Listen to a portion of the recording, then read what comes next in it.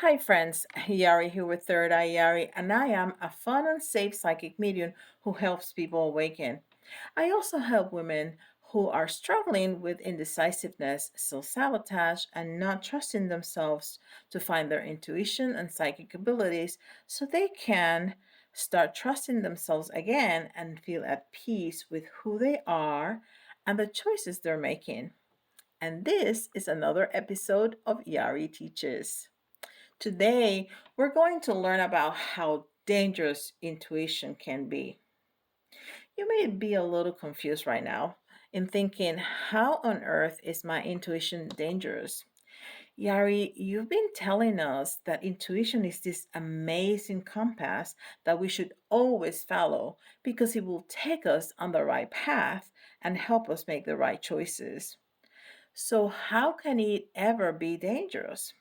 Well, you may be surprised to know that your intuition can absolutely feel dangerous to your body and to your mind. When this happens, your ego, which its job is to keep us safe, can make us go into paralysis and self sabotage, making you ignore your intuition and refusing to do what it tells you. And that can have devastating consequences in your life and keep you from doing the things that you're meant to do and the things that are in your highest good. In this video, you'll discover why your intuition feels dangerous to your mind and to your body, and the simple three-step process on what to do when your intuition feels dangerous. First, what is intuition? Scientists see intuition as a brain phenomenon. So it's seen as a phenomenon of the subconscious mind. But in spirituality, in spiritual traditions from all over the world, especially the shamanic world, intuition is actually seen as a heart phenomenon. And that is the way I like to see it. It's an inner knowing that is registered first at the level of the heart. Your heart is a very spiritually active organ, and it is much more sensitive to subtle energy that people actually realize, having more neurons than your brain.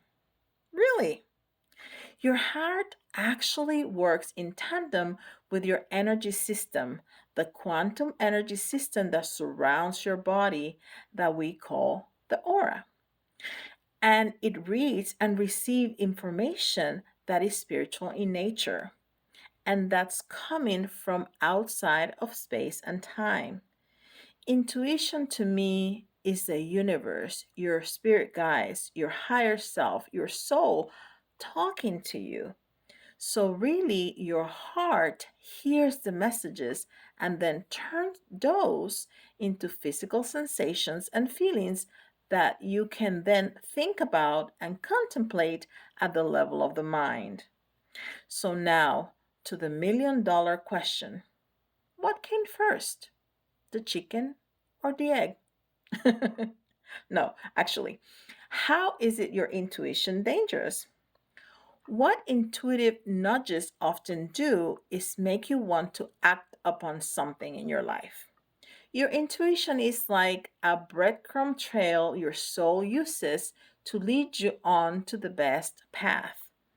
Each intuitive pull tells you where to turn, what path to follow, and what direction to go in. But here's where things get fun and a little scary sometimes. Often your soul and your intuition will actually lead you to the edge of a proverbial cliff. And this is where intuition seems dangerous, when your intuition tells you to go to the edge of a cliff and jump.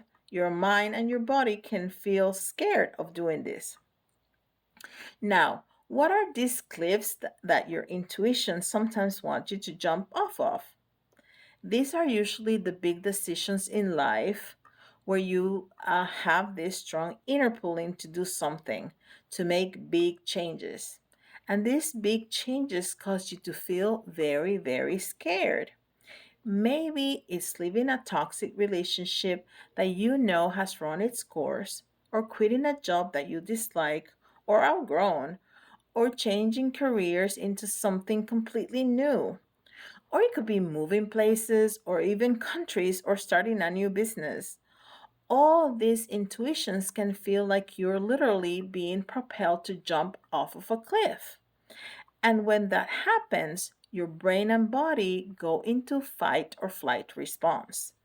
These decisions to jumping off can feel very dangerous and life threatening to your body.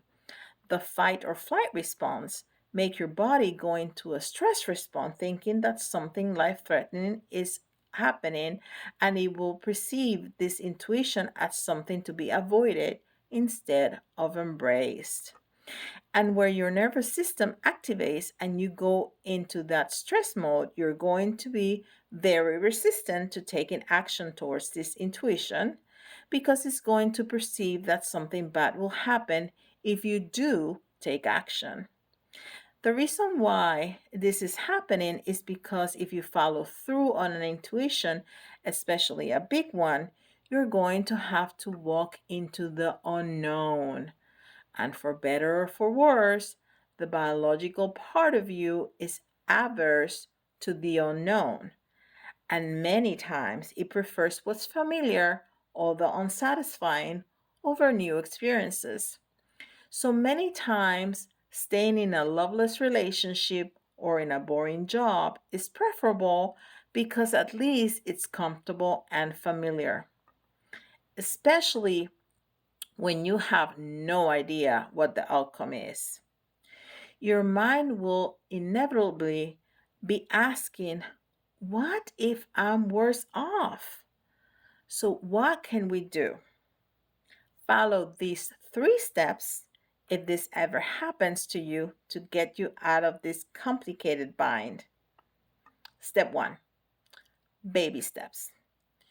Instead of jumping off of that cliff all at once, sometimes it helps to take smaller steps towards the bigger action.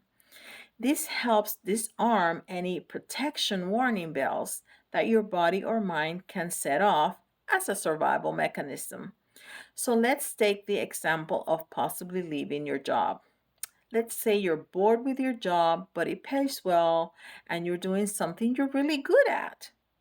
Instead of walking into your boss's office and screaming, "I quit," and then tearing up the place on your way out, maybe you can start with smaller steps. You can start thinking what you'd love to do next. Refresh and start sending out your resume or take an online course on how to start a business. Maybe you even start making some money with a side hustle you enjoy. The other thing that I tell my ladies I work with to do is start moving out of your office. Take home your plants and your family pictures. Clean out your drawers out of your personal stuff and start writing your resignation letter. This is a very clear message to the universe that you're ready to go. If you are enjoying this content so far, give me with a like and subscribe to my channel if you haven't. Go ahead. Yeah, the little thumb. Okay, there you go. Step two, ask for timing. So, contrary to popular belief, when you receive an intuition, it doesn't mean you have to act on it immediately. The more you feel a sense of urgency, the more you can actually put your body into that fight or flight response. So what can you do is when you receive an intuition, breathe. Be at peace, stay calm, and ask the universe, when is it time to act on an intuition? Don't ever rush anything. The more you rush, the more you'll be putting your body in fight or flight. And that again give the signal that the intuition is dangerous. So take things slowly. Ask for the timing to be shown to you. The more at peace your body is, the easier it'll be then to act on the intuition when it's time. Timing is not hard. You can use cards or a pendulum to begin with, but there are many, many other ways that I can teach you how to ask for a more specific timing of things to come. Step three, pay attention to the signs. The universe is always talking to you. Your spirit guides are always talking to you, so pay attention to any signs or messages that you may be receiving about an intuition and on what steps to take next. Your guides are always available. They're always very eager to help you, especially when you ask for help. Remember, your guides cannot violate your free will. So if you want assistance, remember to ask. Your spirit guides will not intervene in your life unless you ask for that assistance. Learn how to ask for help. Ask for help every day. Every day during my morning routine, I give my spirit guides permission to help me for my highest good. The more you get used to doing this, the more your spirit guides and the universe will step in and send a sequence of signs and messages that will help you take action on any intuition that you receive and continue to help you walk on your highest path. If you made it to the end of the video, don't forget to give me with a like and a comment, and leave me a comment on any takeaway from it. If you want to share some experiences where you have felt fear to follow your intuition and what happened if you did. Also, if you would like me to make a video about something in particular or a question that you may have, leave a comment in the comment section below. Even an emoji will do. And with that, I'll see you all tomorrow. Bye, guys.